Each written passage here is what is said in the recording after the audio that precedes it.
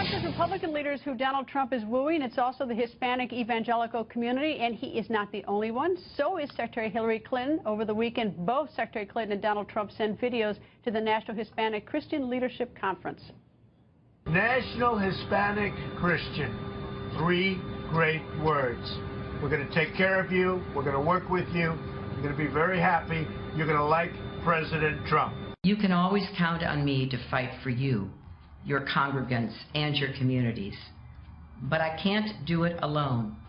I respectfully need your support. So please work together to win this election.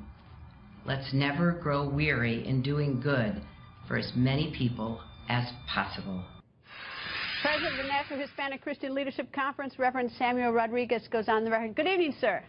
Good evening. Thank you for having me.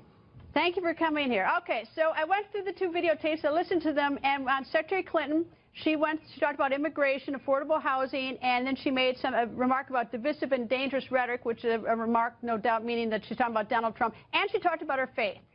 Donald Trump, on the other hand, did not talk about faith, but he talked about minority unemployment, jobs, schools, tax cut, trade deals, stopping drugs, and he said 3 words: National Hispanic Christian. Those are his words. So who was more impressive, do you think, to the audience? Well, the common denominators here, they both covered education, which is arguably the priority for the Latino community. Educational equality, pushing back on the disparity, raising the standards, stopping this idea of dumbing down education for Latino or kids in the urban centers. So education stood highlighted by both Donald Trump and Hillary Clinton. And the economy. The difference was that Hillary addressed her faith, Donald did not. They both addressed immigration, by the way. Hillary Clinton about integration and the value of the immigrant community, and Donald Trump about wanting people to come into the country legally. So at the end of the day, what we did is we prayed for the presidential election, and boy, does it ever need prayer.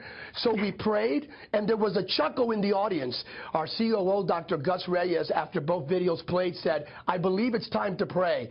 And the entire audience chuckled, and then we prayed together. Was there any sort of straw poll vote, or did you get any sort of sense of people were swayed in the audience, or impressed with either one of them, or unimpressed with either one of them?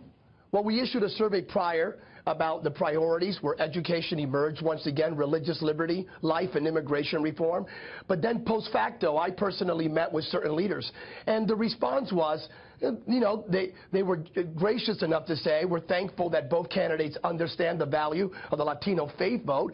But there were issues and concerns regarding both candidates as expressed post facto in little personal interviews we had. What's the biggest concern about Secretary Clinton and the biggest concern about Donald Trump? The biggest concern with Secretary Clinton is the rhetoric was affable, and she actually quoted Scripture, Galatians 6:9, and we were very grateful for that. But the concern is more her policies, Planned Parenthood, issues on religious liberty. We would love her to emerge as a champion of religious liberty and an affirmation of our Judeo-Christian value system. With Donald J. Trump, there was never a mea culpa, an olive branch, some sort of, hey guys, the Latino community is wonderful. I want to make America great again, and it requires engaging the Hispanic American electorate. That never took place, unfortunately. Reverend, thank you for joining us. Thank you for having me.